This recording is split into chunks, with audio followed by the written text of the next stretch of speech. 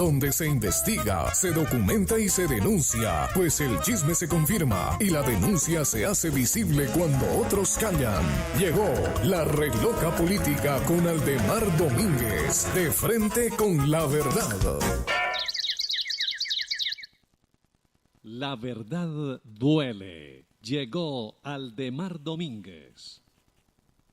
Hola, aquí está la Reloca Política que se tambalea.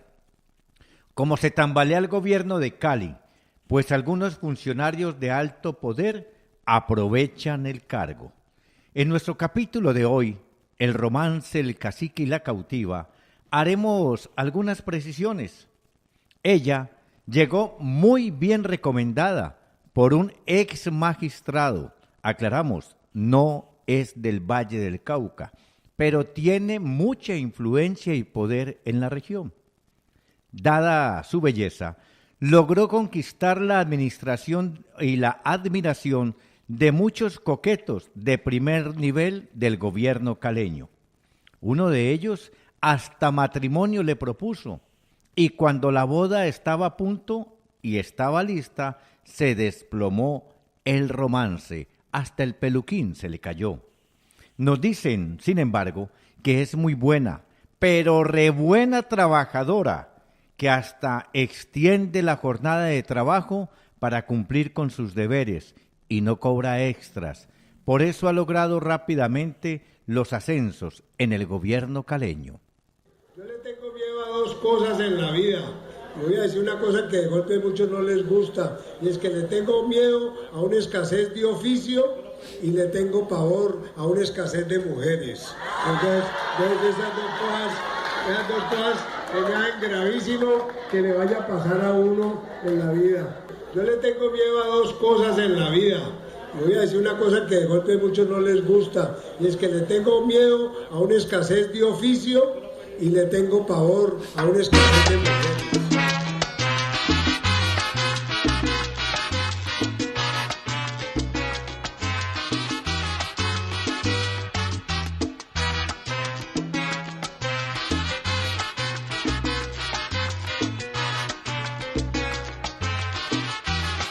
Bueno, hay mujeres, se llama ese tema y lo dice el alcalde.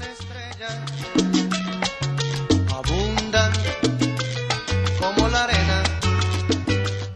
Parece que en la administración de Cali está haciendo carrera que no solamente basta la hoja de vida, sino que es más importante. Primero la recomendación, después que sea de buenos modales y ante todo atenta y servicial con el jefe, que antes de firmar el protocolo, el contrato, pide prueba de eficiencia y cumplimiento de los deberes. Pero esto como que se está volviendo costumbre y está haciendo carrera en el gobierno de Cali, desde los altos mandos hasta todo aquel que tiene algún tipo de poder y mando.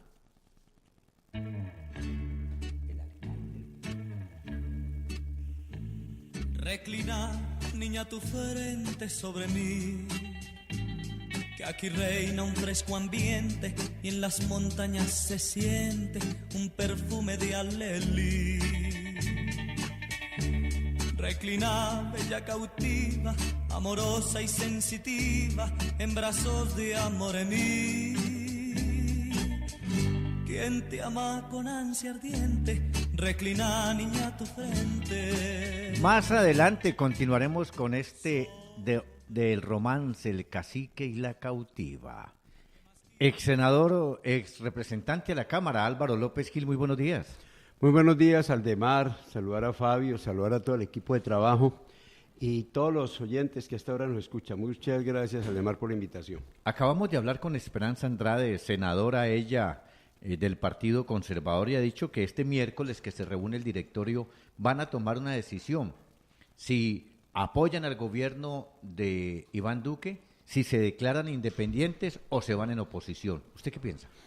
Aldemar, el 21 de marzo, siendo yo representante de la Cámara, presenté una constancia como el primer conservador en el país y apoyar a Iván Duque. Y de igual forma lo hizo el senador Mauricio Delgado en su momento en el Senado de la República. Nosotros aquí en el Valle del Cauca apoyamos y de hecho el doctor Gustavo Padilla, que es de nuestra estructura política, va a apoyar el gobierno de Iván Duque, porque nosotros trabajamos de la mano con él y con el doctor Weimar Delgado, que apoyamos en la campaña de este gobierno. Usted no vuelve al Congreso de la República y determina que aspira a la gobernación del Valle del Cauca. Renuncié inclusive al DEMAR el 25 de junio, no esperé ni siquiera el 19 o el 20 de julio para no inhabilitarme. Y renuncié también como miembro del Directorio Nacional Conservador.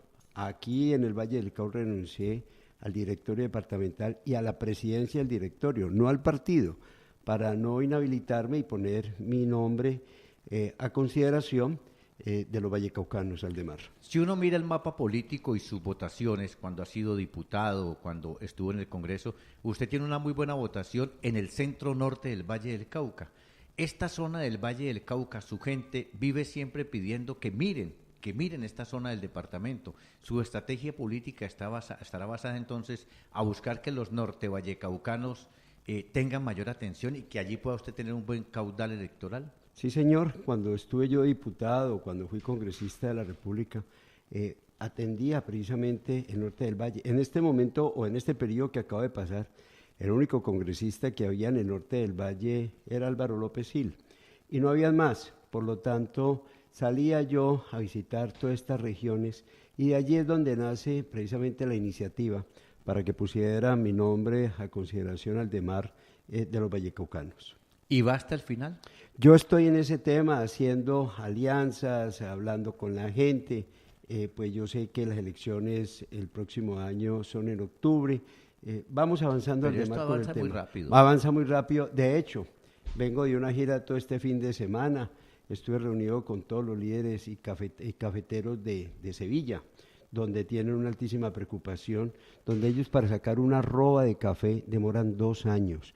Se las pagan a 75 mil. ¿Una arroba 2 años? 2 años, bien, con el establecimiento, 75 mil pesos la arroba, y ellos me decían que para ellos establecer el cultivo y producir esas pepas en los 2 años se está saliendo a 80.000 pesos arroba.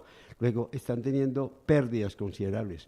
Hoy registrada en el país como hay unos, el mundo entero requiere mucho café, pero no son bien atendidos, inclusive 10 municipios que tiene el Valle del Cauca en el paisaje cultural cafetero. Mire usted, Sevilla fue la capital cafetera de Colombia y la gente vivía del cultivo de café. Hoy ya no es alternativa ni siquiera en Sevilla, Caicedonia y esos otros municipios del norte del Valle. Ayer pregunté casualmente eso y me decían, doctor López, nosotros por ley seguimos siendo Sevilla la capital cafetera de Colombia. ¿Por ley? Por ley, pero eso fue ya en otra época.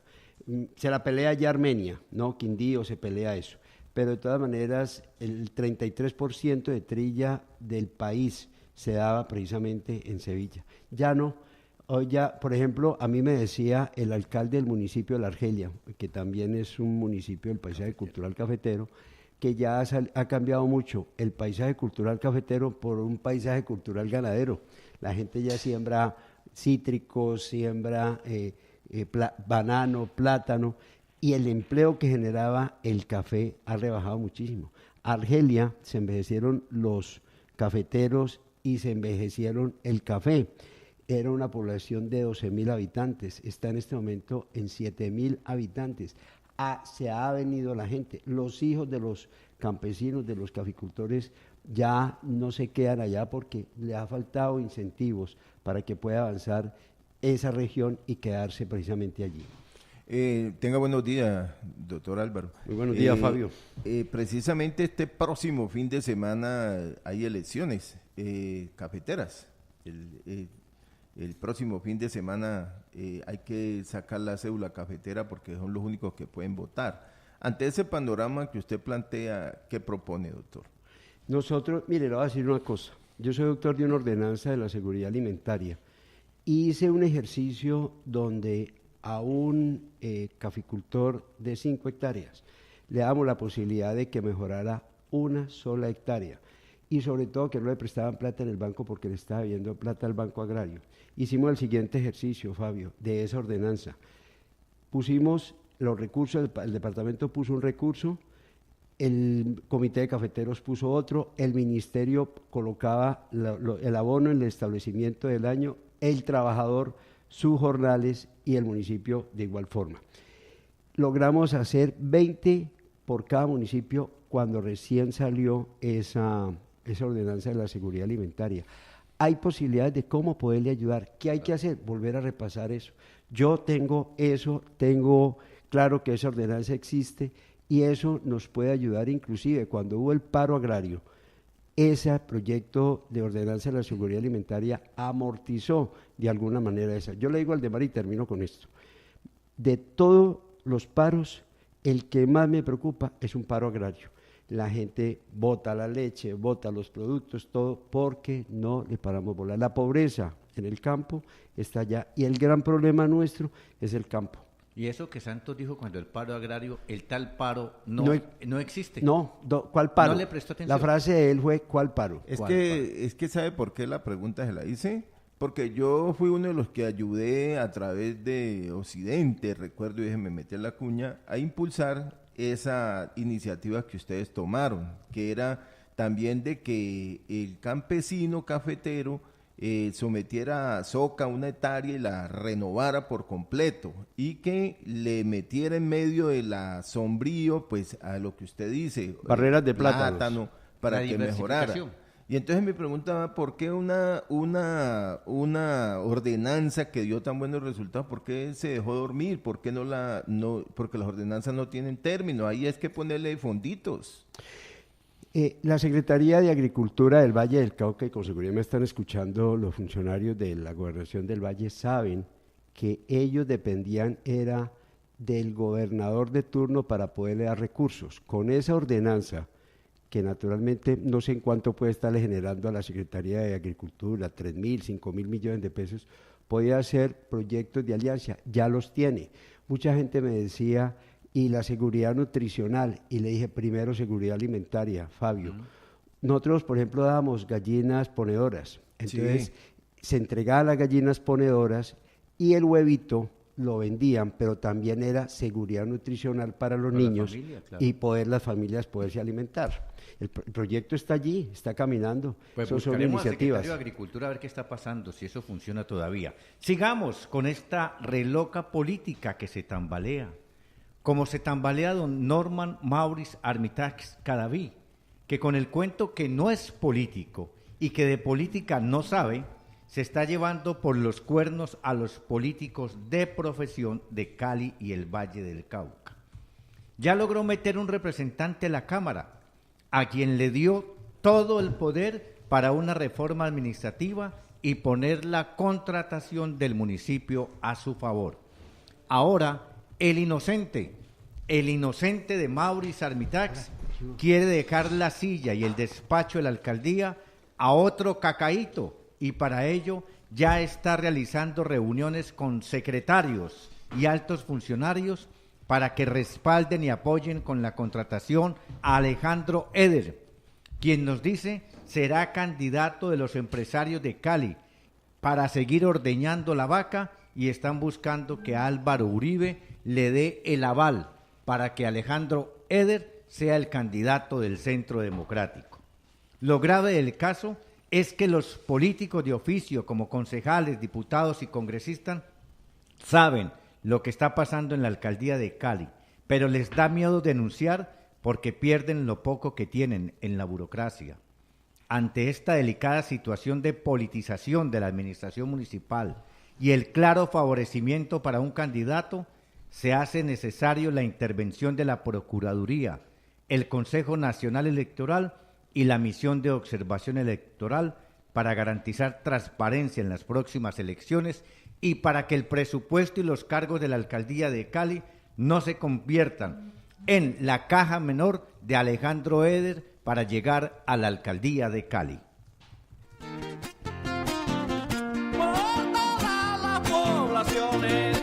Se pasea muy salamero, ay dice con mucho espero, al pueblo daré un impulso, así como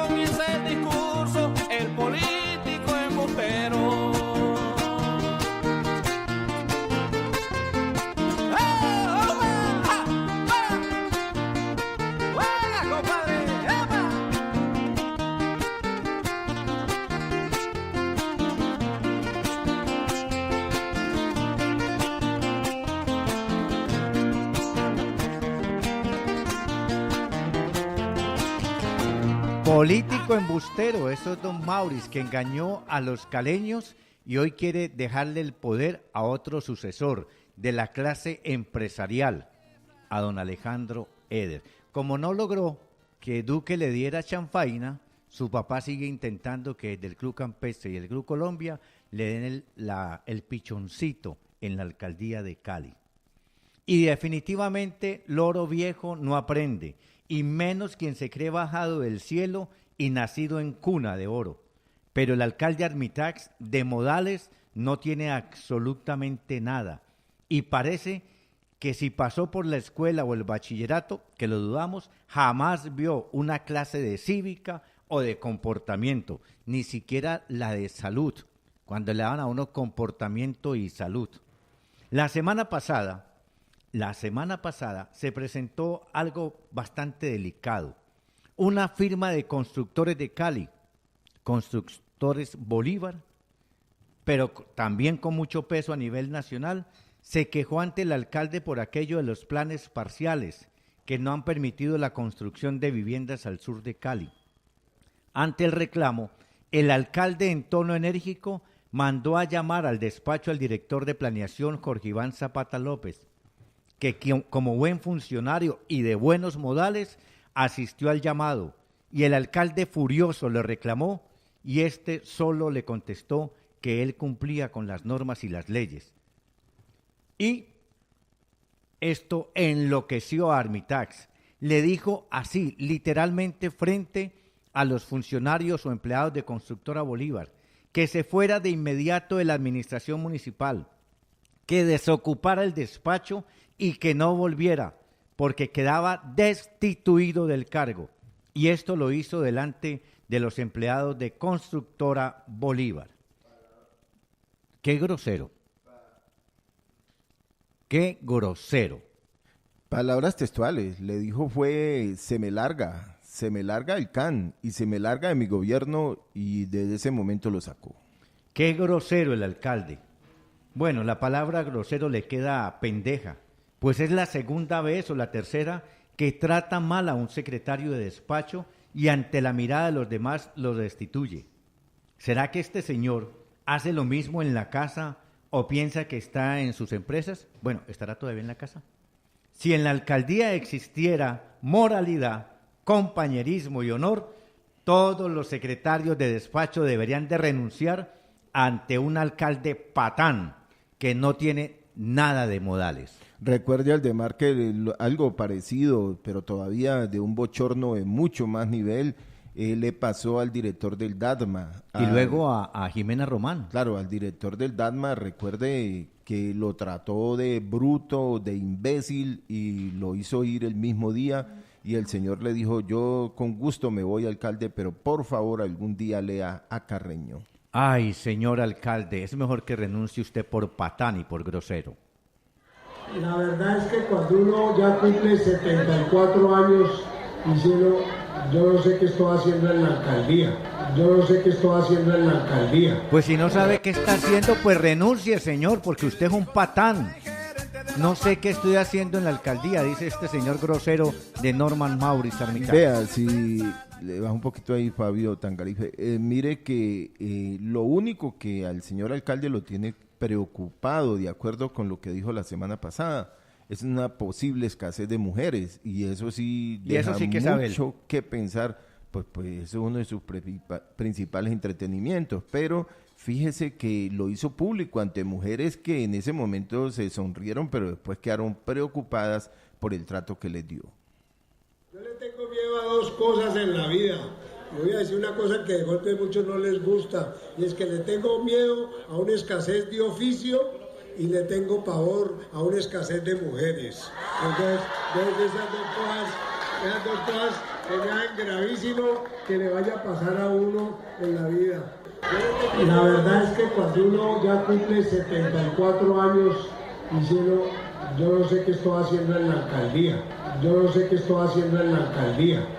Maestro, renuncie si no sabe qué está haciendo, y usted sabe que lo está haciendo muy bien, ¿no? ¿Sabe qué? Él trata muy mal a la gente con ese salario que nos implantó. Con esta vida tan perra de esta gorda, liando la boyaca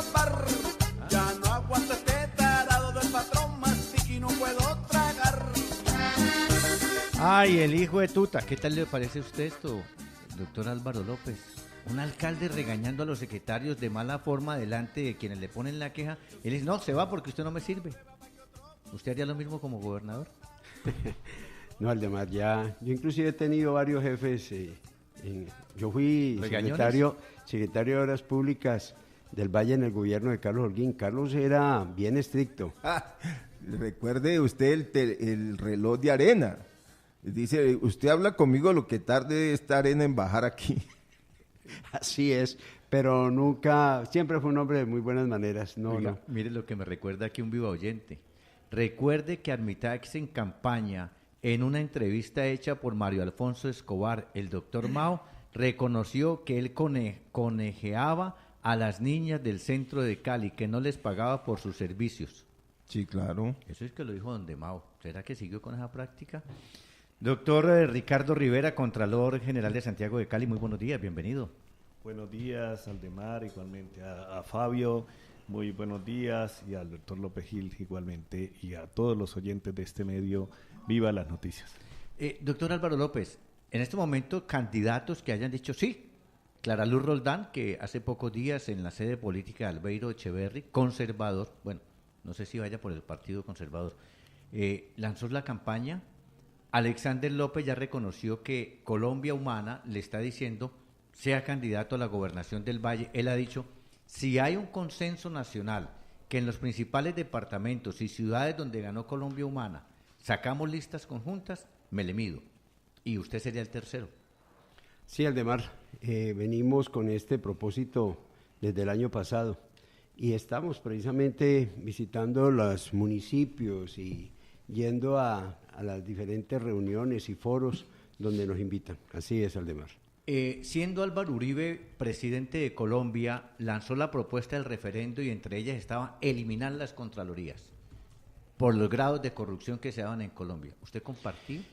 Estaba yo de diputado de la Asamblea del Valle del Cauca y Carlos Hernán Rodríguez, Contralor, que era Contralor, me estuvo hablando sobre ese proyecto. Inicialmente nosotros no vimos la necesidad de entrar a suprimirlas. Hoy está haciendo carrera, pues aquí está el Contralor Ricardo, que de paso lo saludo, y pues él tiene precisamente más fundamentos porque sí vienen en el Congreso de la República sustentando de que deben, pues no desaparecer como tal, pero sí hacer una reagrupación que yo creo que el doctor Ricardo nos puede contar ampliamente cuál es el propósito y cuál es la propuesta de él, porque eso nos serviría a nosotros para alimentar con la clase política de aquí del Valle del Cauca. ¿Usted está de acuerdo con eliminar las contralorías, fortalecerlas? No, venía escuchando por un medio nacional al Contralor, al Contralor Maya, donde presentó el proyecto y son varias las propuestas que hay. Hay otra de la Auditoría General, otra de la Contralor entrante del doctor Carlos Felipe, otra de las Contralorías territoriales, son muchas, otra la del doctor Lara, pero sí hay como muchas cosas que son comunes. Primero, que no todas las Contralorías, las 63, tienen las capacidades tanto financieras como la infraestructura, la logística, el recurso humano para hacer una buena tarea. Es decir, la propuesta que hoy tenemos es reducirlas a 32, es más un tema de regionalizar el control fiscal, pero nunca perder de vista el modelo de Estado que tenemos, que es un Estado descentralizado con autonomía de sus regiones, y aunque ha hecho carrera en los últimos 16 años, en los dos últimos gobiernos, el centralismo, ya Colombia hoy ocupa el segundo lugar después de Venezuela de ser el país más centralista de América Latina. Es lamentable, eso según la Universidad de Florida, es lamentable que esa situación se esté presentando cuando en el año 86 fuimos ejemplo para América Latina con la elección popular de alcaldes, con la descentralización, y hoy estamos volteando el esquema. Es que tenemos Contraloría General de la Nación, sede de Bogotá con un Contralor Nacional. Así es. La Contraloría tiene delegaciones en los departamentos. Así es. Y luego los departamentos tienen Contralorías departamentales cuyo Contralor lo elige la Asamblea y Contralores municipales que los eligen los consejos. Así es, pero existen modelos que sí funcionan. Por ejemplo, el modelo alemán. La otra parte que decía el señor Contralor y que para paladear lo que él señala es que no puede ser juez y parte. Él decía, no sale nadie, si la fiscalía fuera el mismo que investiga y el mismo que juzga, pues no sale nadie de allí, y tiene razón, o sea, es un peligro para las libertades ciudadanas. En este caso, lo mismo, las contralorías tienen que hacer la tarea hasta encontrar los hallazgos, estructurarlos, tener todos los elementos constitutivos para pasarlo a otro ente que puede ser, en este modelo que se espera que el Congreso se ocupe de él, es el de que sea un tribunal de cuentas, que no necesita crearse más burocracia, puede ser los contenciosos administrativos, pueden ser estos tribunales que hagan la tarea. ¿Por qué? Porque hoy son 6, 7 años para adelantar el juicio de responsabilidad en la parte administrativa.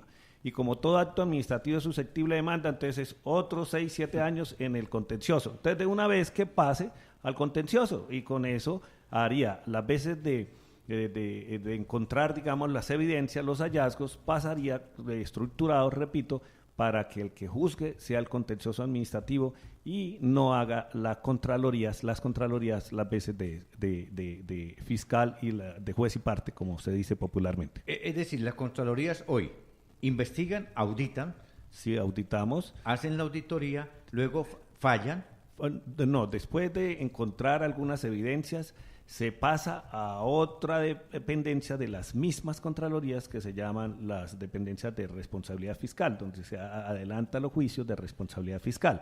Y allí determina es otro grupo distinto al proceso auditor. Sí, y entonces pero es el mismo ente. Si hay hallazgos penales, fiscales y administrativos. No, en la primera etapa. En la primera etapa es donde si se vislumbra que hay elementos constitutivos para un tema penal, pues se deben compulsar las respectivas copias. Allí califican. Sí, pero es allí donde todos estamos de acuerdo que que las contralorías están perdiendo de vista su propósito y nos hemos puesto a reemplazar a otros entes como la Fiscalía. Por ejemplo, en un contrato de PAE, en un contrato de alimentación escolar, ¿qué pasa? Llega la Contraloría y desgasta su tiempo, su gente, en profundizar si el contrato debió ser por licitación pública o lo hicieron con una corporación y finalmente no se daba o sí se daba, cuando lo que le interesa a la Fiscalía, a las Contralorías, a todas las Contralorías, es saber si esos recursos del PAE de alimentación sí se cumplieron, llegaron a los niños, llegaron en buenas condiciones y realmente cumplió la finalidad estatal. El tema de la investigación, si el contrato fue o no fue, pues es un tema que se debe ocupar la Fiscalía. Y si hubo una mala conducta de actuación, pues también ocuparse la Procuraduría o en el caso de los municipios las personerías. Pero hoy estamos más como a todo mundo, y hubo hallazgos penales, y hubo hallazgos, y cuando uno va a los distintos medios de comunicación o a la comunidad, la gente le pregunta, ¿pero qué pasó con el señor gerente de Metrocali, que la Contraloría compulsó copias por 3 contratos cuestionados? Yo les digo, no, preguntémosle a la Fiscalía que nos entregue resultados. ¿O qué pasó con la Procuraduría? No, preguntémosle, porque es más, nunca nos han querido dar esa información. Nosotros la hemos pedido porque nosotros como representantes en ese caso, digamos que tenemos un interés legítimo en salvaguardar los recursos del municipio, pues podemos hacernos parte en el proceso penal, pero a veces con mucha dificultad la Fiscalía nos da información. O sea, no tienen las suficientes herramientas y además les han ido quitando.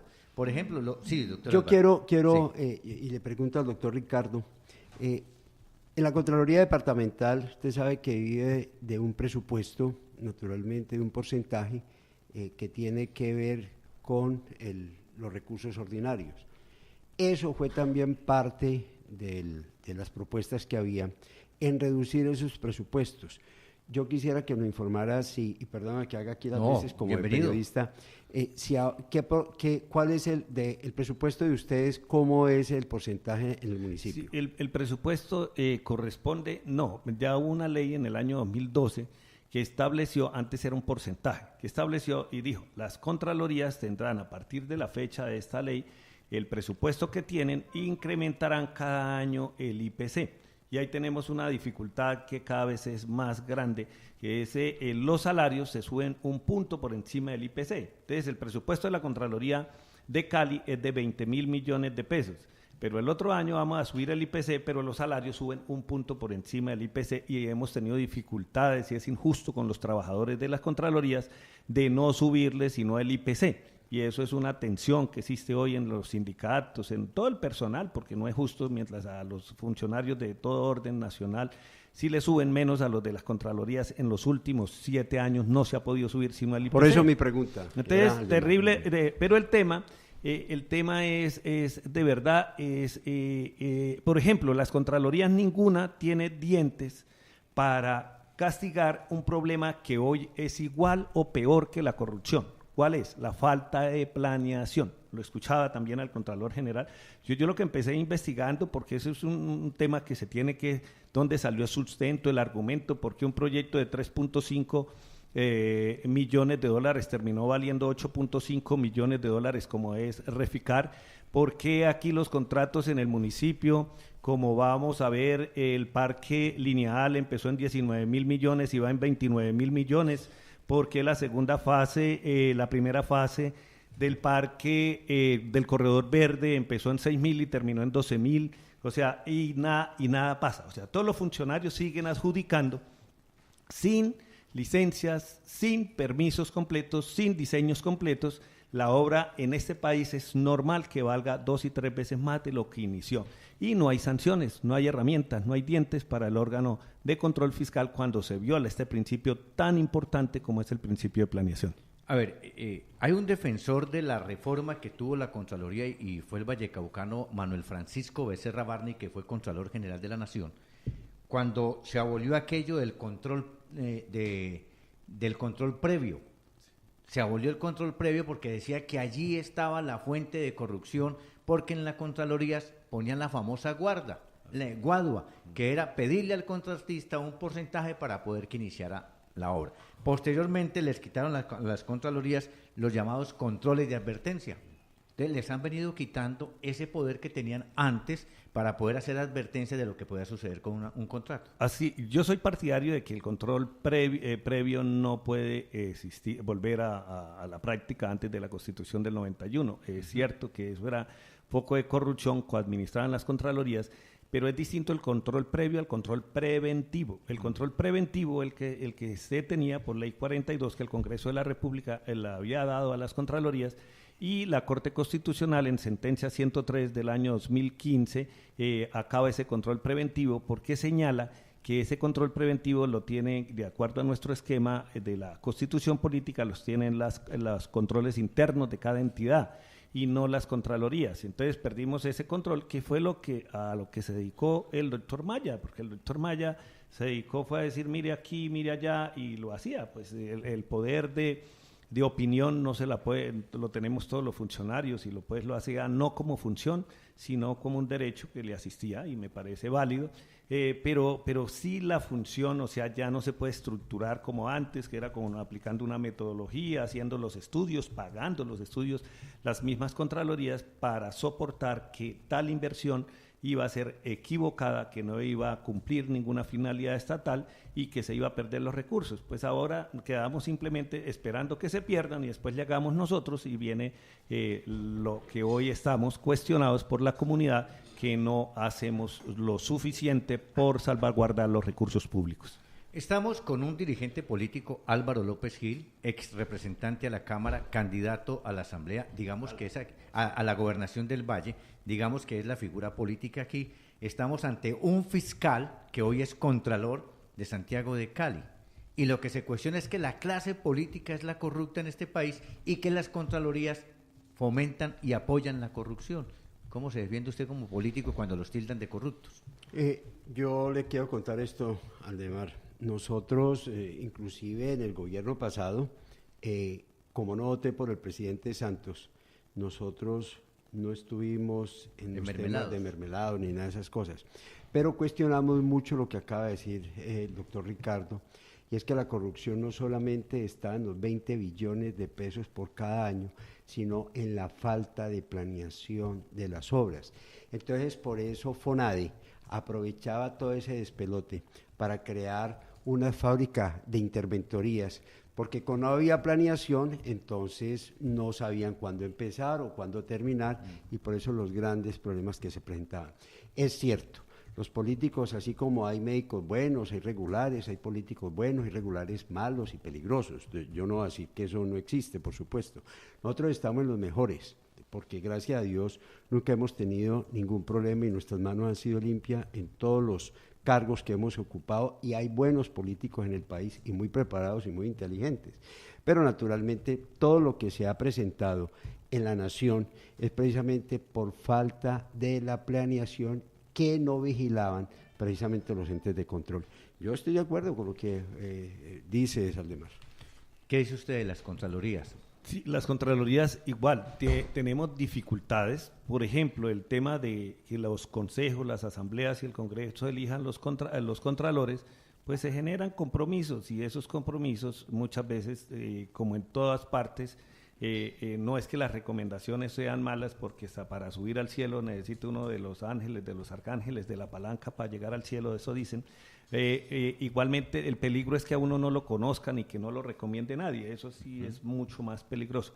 Pero sí hay funcionarios que una vez, o personas que una vez acepten el cargo, no se ponen la camiseta de la institución, sino siguen siendo un miembro, solo trabajan para un directorio político y mueven los intereses del directorio o del padrino, y tenemos dificultades también, como dice el doctor López Gil, también la mayoría, yo diría que más de un 95% de los funcionarios son excelentes, pero no deja de haber un porcentaje mínimo que le hace un daño grande a las instituciones, porque están atentos a saber qué encuentran para comentarle al político, para que el político presione al secretario respectivo, hablo de lo local, y eso se ha escuchado rumores. Trata uno de neutralizar esas situaciones, de ponerle freno a esas situaciones, pero es muy complejo porque todo el mundo dice, le cuento, pero no sirvo de testigo. Entonces, o algunos los he logrado llevar hasta allá a que denuncian y después se retractan. O sea, es lamentable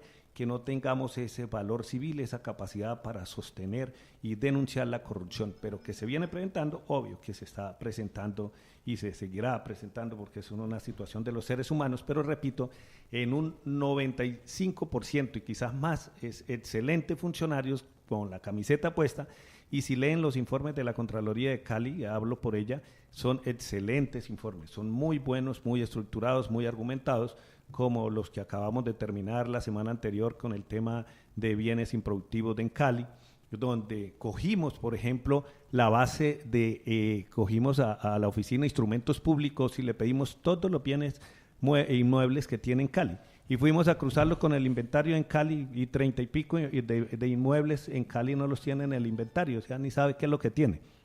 Entonces es muy lamentable, ni siquiera el control interno lo había hecho, ni la oficina encargada de administrar bienes, y así lo mismo pasa con muchos otros muebles de carros también, más de 30 y pico de carros que no estaban en el inventario, y es lamentable. Entonces digamos que sí hacemos una tarea importante, es importantísimo. Yo diría que con las contralorías hay dificultades en el tema de administrar bien los recursos públicos, que ese es el propósito de las contralorías. ¿Cómo será este país sin las contralorías territoriales? Viendo la ciudad de Cali, nos llama mucho la atención, no sé si el doctor Álvaro López también comparte esto, es que no hemos visto nada en los últimos 2 años y medio, 3, de ejecución.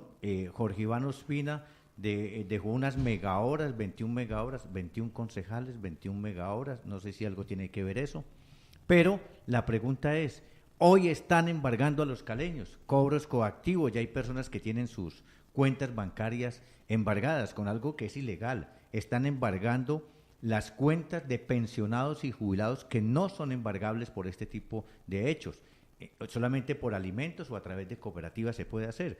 Pero ¿qué está pasando? ¿Qué ha hecho o qué está haciendo la Contraloría en este caso de las megaobras? Porque va a pasar lo mismo, que va a ser mucho más caro terminarlas que no se han ni siquiera licitado que lo que inicialmente estaba proyectado, y los caleños van a perder sus viviendas. Así es, nosotros en el primer año de esta administración como Contralor se hizo un foro sobre las 21 megaobras 8 años después, hoy tenemos 10 años después de las megaobras, y los problemas son los mismos en Cali. Los mismos, para referirme, por ejemplo, a las obras que ha hecho Metro Cali. El 70% de las obras primero se construían, se adjudicaban y después se terminaban de comprar los predios. Lo mismo viene pasando con las megaobras. La gestión predial fue terrible. El tema de la ampliación, por ejemplo, de la vía circunvalar, fue un problema de un predio, lo que inicialmente paralizó la obra y después fue otros problemas ya financieros del contratista, de incumplimientos, pero todas son, el tema de Pance, lo mismo, el tema de que una familia, 2 familias tradicionales de acá no vendían los predios, o sea, no les interesa mucho el interés general, también hay un tema de conciencia ciudadana, y todas, si vamos a ver todas las obras hoy paralizadas, como es la vía La Paz, como es la ampliación de la 80 entre Quinta y 2B, que coge una parte ahí del batallón, eso ha sido falta de planeación, de gestión. Y todas las obras, ninguna ha valido el valor inicial. Las megaobras estaban presupuestadas por 850.000 millones de pesos y ya hoy, si se terminaran de hacer, tendrían un costo superior a los 1.6 billones de pesos. Entonces, todas las obras por una mala planeación, por no hacer unos estudios definitivos. Yo escuché en una rendición de cuentas a un alto funcionario del orden nacional donde señalaba que ellos en los últimos años invirtieron muchísimo más en colocar buenos arquitectos, diseñando bien las obras, haciendo estudios de suelos, haciendo estudios de títulos, haciendo gestión y luego adquiriendo y realizando las obras. Eso lo decía el doctor Mustafa, del gerente del Fondo de Adaptación. Y decía que el éxito de ello fue cambiar ese esquema, que primero en el primer año no hicieron nada, solo planeando y tratando de hacer, y después todas las obras les salieron bien, no se paralizaron grandes obras que hicieron en el país. Me parece que eso es lo que debemos hacer nosotros como funcionarios de la administración, los que tenemos mayores responsabilidades, es de aprender del error y corregir, y en ese sentido tenemos que no actuar con afanes, como decía Napoleón, vístame despacio que estoy de afán. En ese tema es hacer primero, y no importa que se pierda un tiempo importante, pero después cuando arranquen las obras no se tiene por qué paralizar si se estructura un buen contrato. Esa es otra de las situaciones que tenemos, no hemos aprendido, seguimos estructurando contratos con anticipo. Yo escuchaba a un gobernador del Caquetá y el alcalde de Florencia en una entrevista que le decían, y en un estudio que ya hizo algunas universidades, que los únicos alcaldes y gobernadores del país que no están envainados son aquellos que están contratando sin darle anticipo a los contratistas y van pagando parcialmente. Lo que van ejecutando, si hizo el 30%, entonces son pagos parciales contra la ejecución.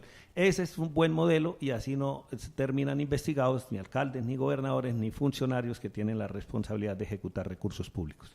Decía alguien que eso, las megaobras, no eran megaobras, eran obras que estaban en el banco de proyectos de planeación, que las unieron por grupos para luego estructurarlas como megaproyectos, pero lo que se debería hacer hoy sería un alto, qué se ha hecho, cuánto costó lo que se ha hecho, volver a hacer la distribución por valorización y lo que no se hizo, pararlo allí, porque es que no hay de dónde hacerlo. No, hay una responsabilidad moral y jurídica del municipio en el entendido en que si cobró las megaobras tiene que buscar otras fuentes de financiación y responderle a la ciudadanía.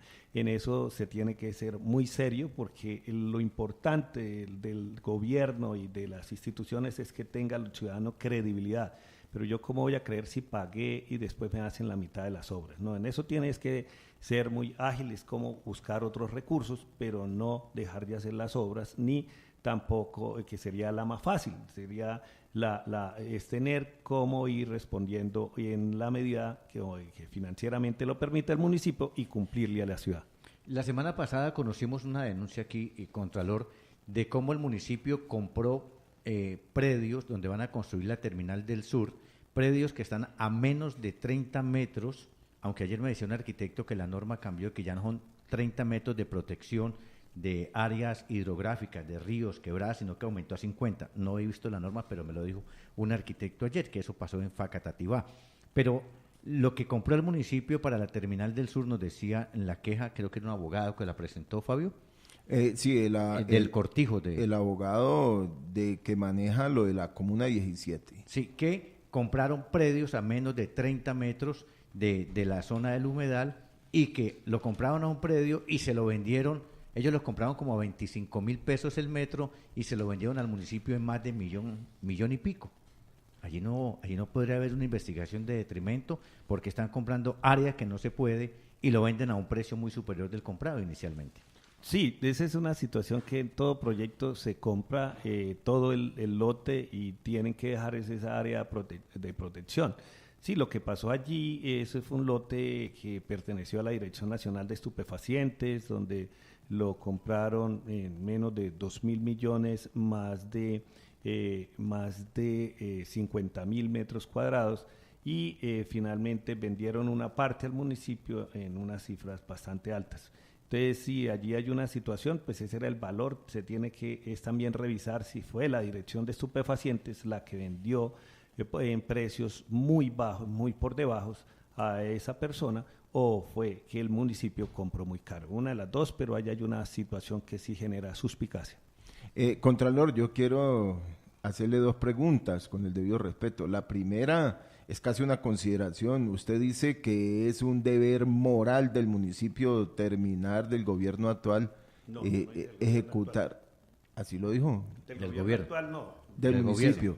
Del municipio un deber moral. Yo no estoy de acuerdo que eso quede como a nivel moral. Allí hay plata de los ciudadanos y que se le está cobrando a la gente. Eso debe ser una investigación casi hasta derivaciones penales. Eso debe ir a la fiscalía porque se está jugando con el recurso de la gente. Nosotros que hemos estado en los barrios sabemos de personas que están enfermas y dejar eso a nivel penal, a nivel moral, me parece lo más fácil.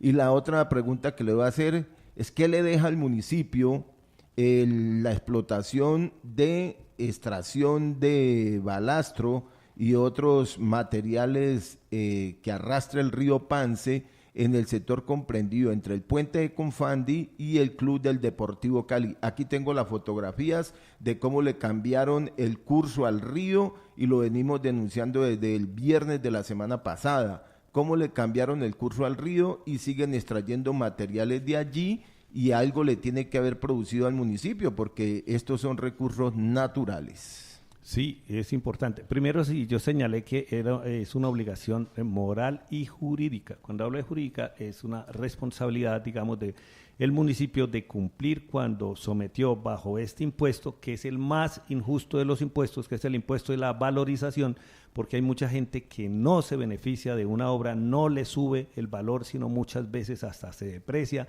Su valor depende de la obra. Es un puente y genera ruido y tiene un apartamento que le da a nivel del mismo puente, pues antes estaba tranquilo y ahora le genera problema. No todo obra pública genera beneficio ciudadano.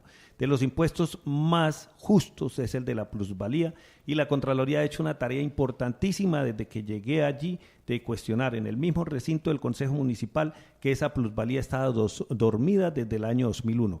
Ya Planeación Municipal ha cumplido, ya tiene como unos planes parciales, se tiene que intervenir, pero también se requiere que el Consejo vuelva y profundice sobre este tema porque no es justo que la plusvalía de Cali esté solo en un 30%, beneficiándose los dueños de la tierra en un 70%. Es decir, si un valor si un lote, hablamos por ejemplo de hoy de la ampliación de la ciudad de Cali, y un lote de allí valía 100.000 millones de pesos y hoy vale 300.000 millones de pesos, solamente ellos van a pagar 60.000 millones de pesos y lo van a pagar cuando ellos lo vendan, cuando ellos lo desarrollen parcialmente. Ni siquiera es un impuesto que se genera, pero es un impuesto que se genera un mayor valor del que acumula riqueza y que la tiene allí y se beneficia con una obra pública. Mire, Barranquilla, las últimas 4 administraciones han desarrollado Barranquilla a través de la plusvalía. El alcalde de Barranquilla le preguntábamos recientemente cómo habían logrado tanto desarrollo. Dice, a través de la plusvalía, por eso ha crecido Barranquilla. Doctor Álvaro López Gil. Lo del arrastre de material. Lo del material de sí, precisamente la semana anterior hicimos una visita fiscal al río Pance y se encontró estas desviaciones que también las habíamos encontrado por parte de unas constructoras que se hacen indignas. En algunos casos desvían para obtener un plus y vender más fácilmente sus proyectos, pero generando un daño ambiental. Se encontró una nueva desviación, cursamos oficios a la CBC, porque hay algunas de estas que sí tienen autorizaciones, porque son autorizaciones que se dieron hace 30, 40 años, pero también hay muchas nuevas. Eso ya la Contraloría lo había realizado el año anterior y encontramos una nueva. Repito, ya frente al tema de si está cobrando o no como lo debe hacer por ese material de arrastre, pues nos tocaría hacer la indagación y me comprometo ante este medio de comunicación a adelantar la respectiva investigación.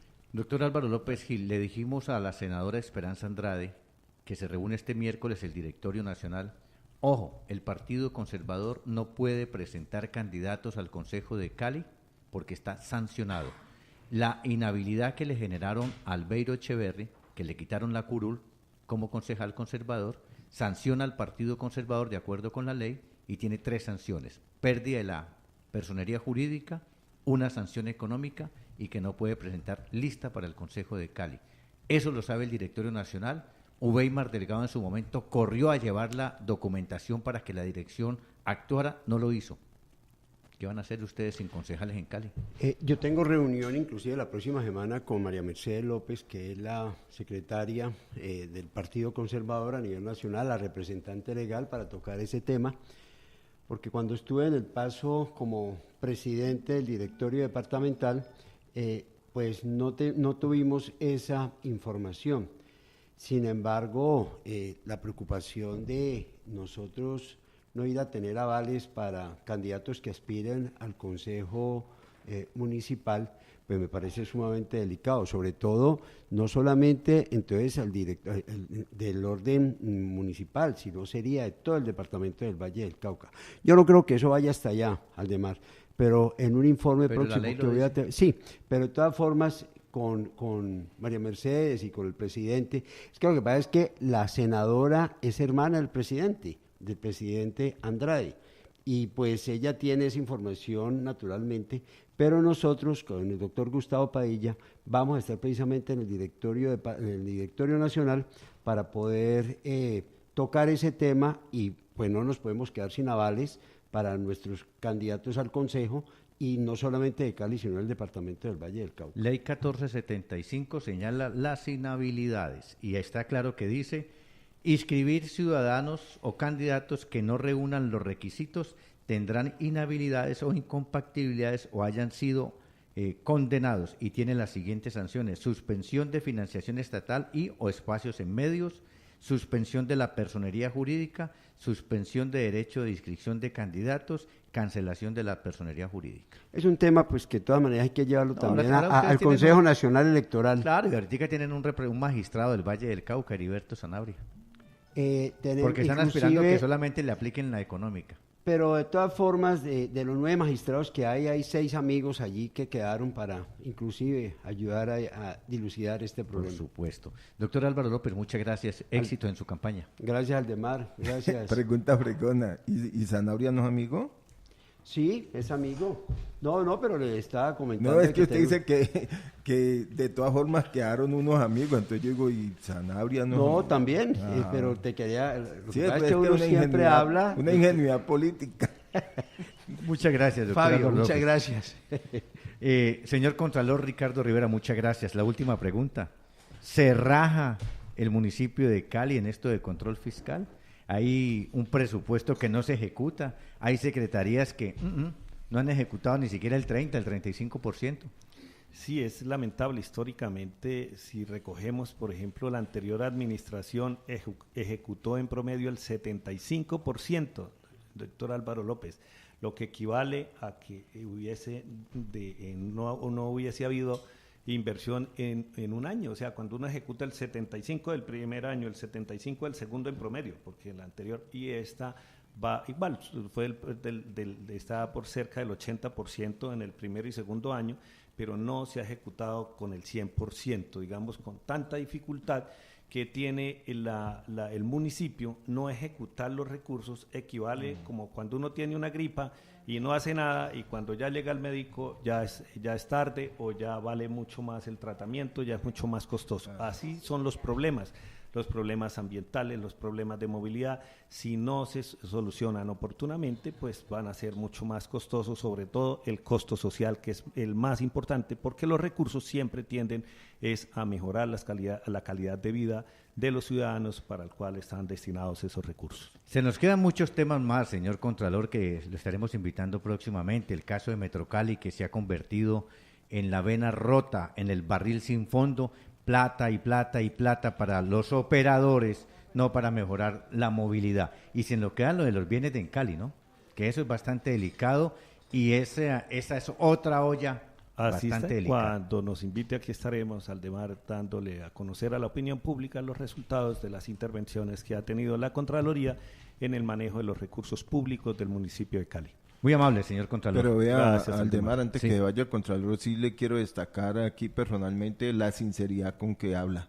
No se pone con rodeos ni a buscar terminologías raras para decir las cosas. Y eso es bueno en un funcionario. Muy amable, señor Gracias, Contralor. Fabio, muy gentil. Ay, no, la ultimita.